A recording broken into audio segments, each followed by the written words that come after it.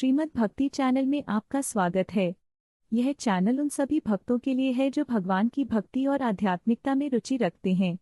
यहाँ आपको धार्मिक कथा, भजन, मंत्र, प्रवचन और धार्मिक संगीत का संग्रह मिलेगा जो आपके मन और आत्मा को शांति और सुकून प्रदान करेगा। हमारे साथ जुड़िए और भक्ति के सागर में डूब जाइए।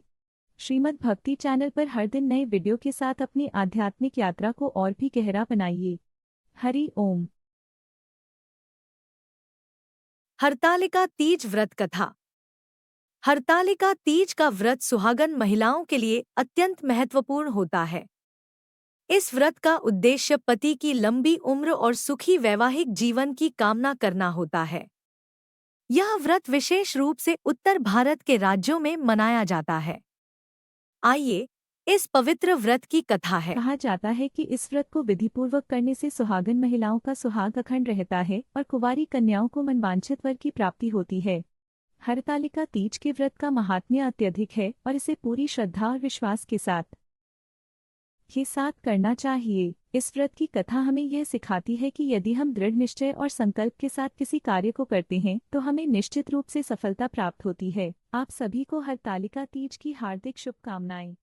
शिव और पार्वती जी का आशीर्वाद। इस व्रत का नाम हरतालिका ऐसे पड़ा क्योंकि पार्वती की सहेली उन्हें पिता के घर से हरण कर जंगल में ले गई थी। देवी पार्वती ने मन ही मन भगवान शिव को अपना पति मान लिया था और वह सदैव भगवान शिव की तपस्या में लीन रहती थी। पार्वती जी के मन की बात जानकर उनकी सखियां उन्हें लेकर घने जंगल में चली गईं। इस तरह सखियों द्वारा उनका हरण कर लेने की वजह से इस व्रत का नाम हरतालिका व्रत पड़ा। एक बार भगवान शिव ने पार्वती जी को उनके पूर्व जन्म का स्मरण कराने के उद्देश्य से इस व्रत के महात्म्य की कथा कही थी। श्री भोले शंकर बोले, हे गौरी, पर्वतराज हिमालय पर स्थित गंगा के तट पर तुमने अपनी बाल्यावस्था में 12 वर्षों तक अधोमुखी होकर घोर तप किया था। इतनी अवधि तुमने अन्न न खाकर पेड़ों के सूखे पत्ते चबाकर व्यतीत किए।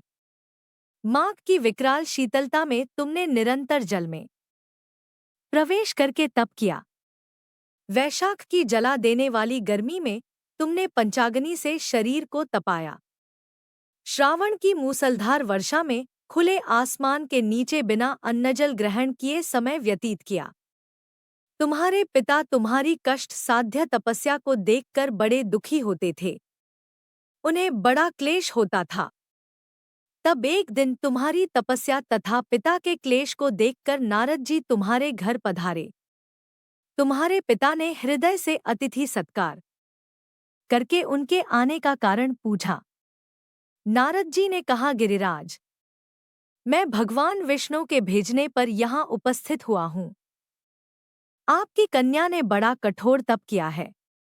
इससे प्रसन्न होकर वे आपकी सुपुत्री से विवाह करना चाहते हैं। इस संदर्भ में आपकी राय जानना चाहता हूँ। नारद जी की बात सुनकर गिरिराज गदगद हो उठे। उनके तो जैसे सारे क्लेश ही दूर हो गए। प्रसन्नचित होकर वे बोले। नारद जी की बात सुनकर गिरिराज गदगद हो उठे। उनके तो जैसे सारे क्लेश ही दूर हो गए। प्रसन्नचित होकर वे बोले, श्रीमान, यदि स्वयं विष्णु मेरी कन्या का वरण करना चाहते हैं तो भला मुझे क्या आपत्ति हो सकती है। वे तो साक्षात ब्रह्मा हैं। हे महर्षि, यह तो हर पिता की इच्छा होती है कि उसकी पुत्री सुख संपदा से युक्त पति के घर की लक्ष्मी बने। पिता की सार्थकता इसी में है कि पति के घर जाकर उसकी पुत्री पिता के घर से अधिक सुखी रहे। नारद जी की बात सुनकर गिरिराज गदगद हो उठे। उनके तो जैसे सारे क्लेश ही दूर हो गए। प्रसन्नचित होकर वे बोले, श्रीमान, यदि स्वयं विष्णु मेरी कन्या का वरण करना चाहते हैं तो भला मुझे क्या आपत्ति हो सकती है। वे तो साक्षात ब्रह्मा हैं। हे महर्षि, यह तो हर पिता की इच्छा होती है कि उसकी पुत्री सुख संपदा से युक्त पति के घर की लक्ष्मी बने। पिता की सार्थकता इसी में है कि पति के। नारद जी की बात सुनकर गिरिराज गदगद हो उठे।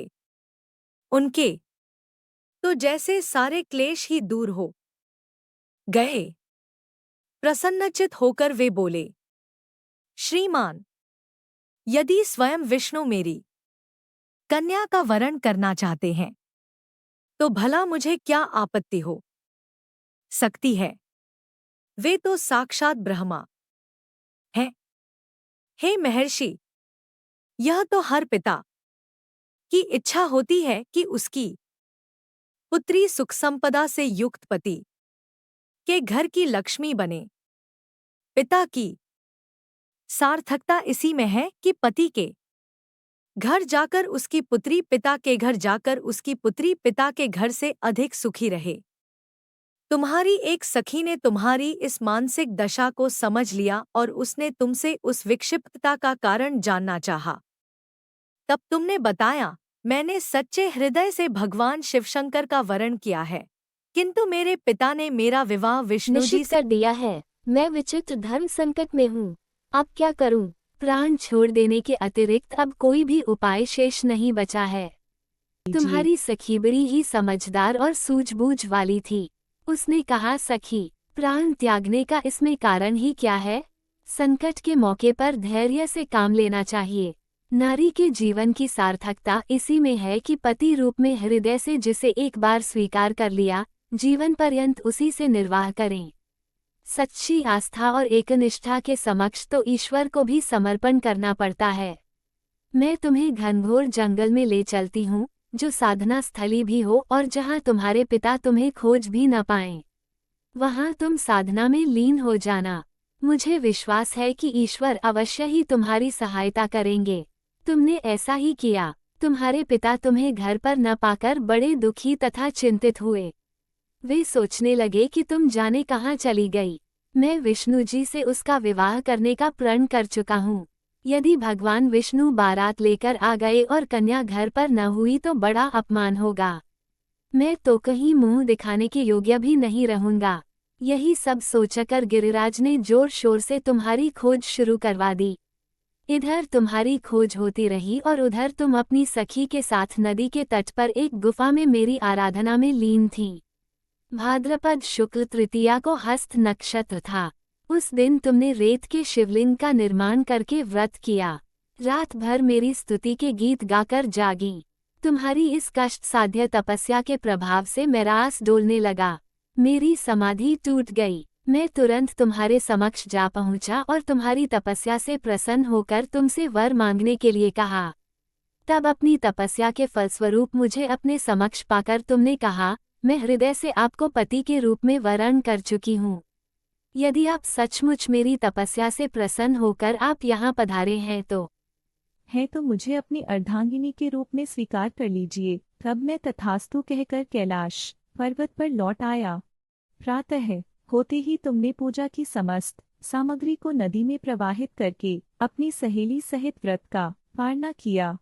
उसी समय अपने मित्र बंधु व दरबारियों सहित गिरिराज तुम्हें खोजते खोजते वहां आ पहुँचे और तुम्हारी इस कष्ट साध्य तपस्या का कारण तथा उद्देश्य पूछा। उस समय तुम्हारी दशा को देखकर गिरिराज अत्यधिक दुखी हुए और पीड़ा के कारण उनकी आंखों में आंसू उमड़ आए थे। तुमने उनके आंसू पोंछते हुए विनम्र स्वर में कहा, पिताजी, मैंने अपने जीवन का अधिकांश समय कठोर तपस्या में बिताया है।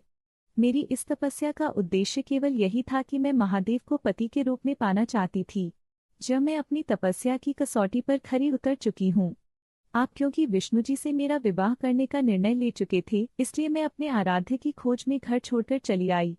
अब मैं आपके साथ इसी शर्त पर घर जाऊंगी कि आप मेरा विवाह विष्णु जी से न करके महादेव जी से करेंगे। गिरिराज मान गए और तुम्हें घर ले गए।